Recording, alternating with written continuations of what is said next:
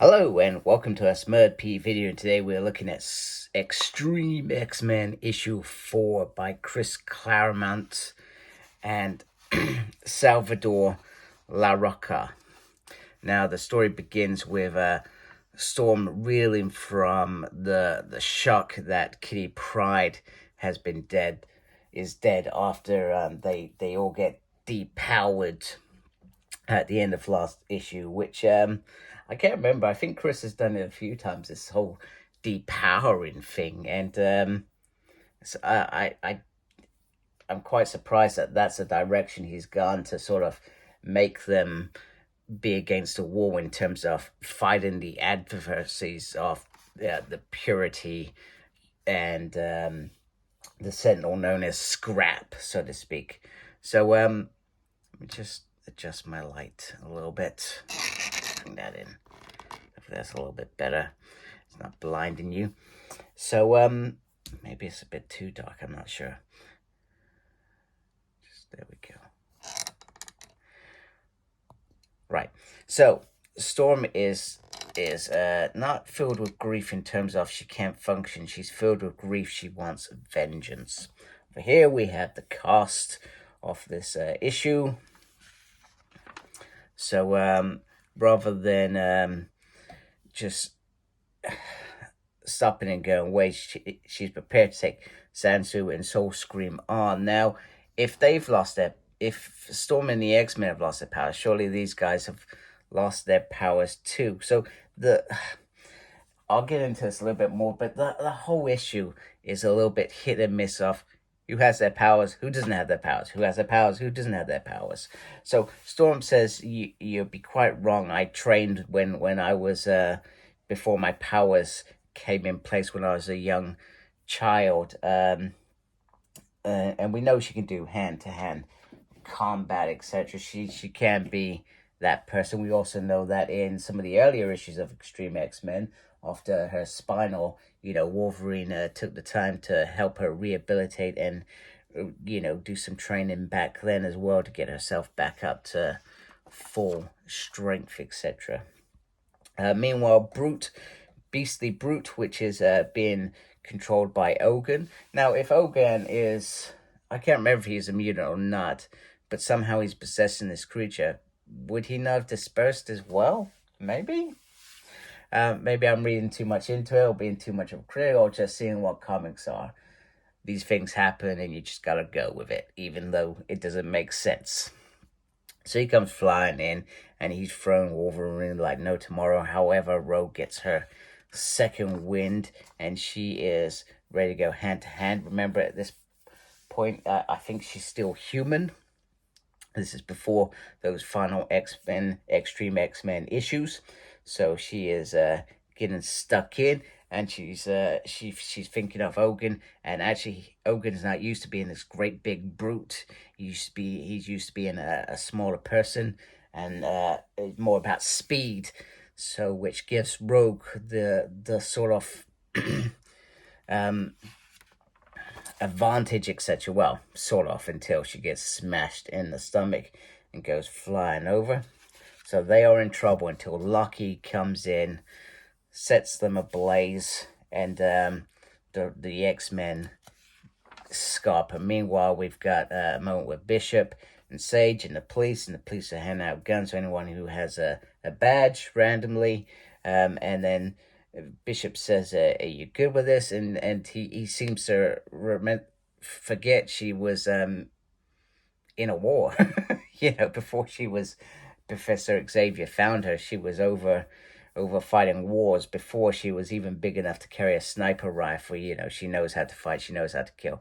Bishop knows this. I don't feel it needs to be in there, unless Chris felt it needed to be a filler put in there, perhaps. Meanwhile, Scrap is sort of struggling with the energy. He wasn't meant to take away the mutant energy in terms of taking away their powers.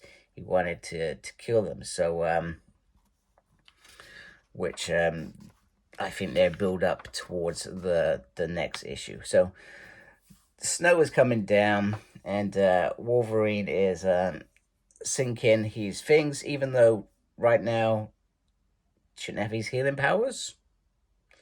And there's powers, then there's storms, and Gambit's questioning what she's doing. There is no element in this to say that they've got their powers back, which brings me to a point in a minute. So it's all a bit weird. And then we also get this little bit, see recent Gambit miniseries, etc. So I'm not sure.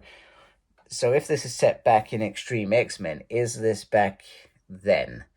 Now, if it is, why wouldn't you tell us the issues like 2005 or 2004, whenever it was, etc.? And I hope this isn't now, because that means that this is now, and it's a bit bizarre, etc. So, yeah, really bizarre that that's just been dropped in there. So, and that's why Gambit came back to the team, etc. So he's questioning her that we are heroes, we don't do this, we are meant to be better, etc. And so forth and so forth, just to get her to snap out of this vengeance. Once again, we're not sure whether she's controlling the elements, and all of a sudden, you know, they're all sort of fighting, etc. Wolverine's in there, and he's saying, "I'm a samurai and a hero. You've done enough harm." Meanwhile, if he's not got his healing factor, you know, that's part of the elements of him being able to carry this massive adamantium skeleton in him. Is what I mean. I could be talking crap, and maybe I've forgotten a little bit. So they all get in there, and they all go in there by numbers. And then Hogan says, especially as you possess no superpowers. So he just said they've not got any powers, but a moment ago you got them debating whether Storm's got powers, etc. Oh, it's rough. Yeah, it was just a bit. I just can get. Have they got powers? Haven't they got powers? Let's be clear on the matter, Chris. It was not clear throughout this whole issue whether they had powers. And then you get Storm talking about the weather, you know, being out of control and like it's being held captive from her and she can't do anything with it. So once again, that refers to it. But Gambit said, what were you doing with it a minute ago? Yeah, it's absolutely bizarre. Meanwhile, you've got this dude who somehow does have his moon powers, and he's managed to protect them from after Lockheed, and they're going to come in for that final round. It's absolutely bonkers. So these guys are going to take out the X-Men. You got Hogan, you got the Purity, Humanity group out there as well. So it's all leading to an interesting finale, but the power, it's been a bit, I don't know. I have no idea what's going on. Anyway, meanwhile, Kitty Pryde's back. Kitty Pryde comes back, saying that she should have been dead, but she says she's a living ghost. So if you think about Kitty Pryde, it's not that she turns intangible, it's the fact that she turns solid. That's what makes her. So when she lost her mutant powers, what she's saying is she turned into a ghost. That makes no sense, because she would have turned human and she would have been human and she would have been dead.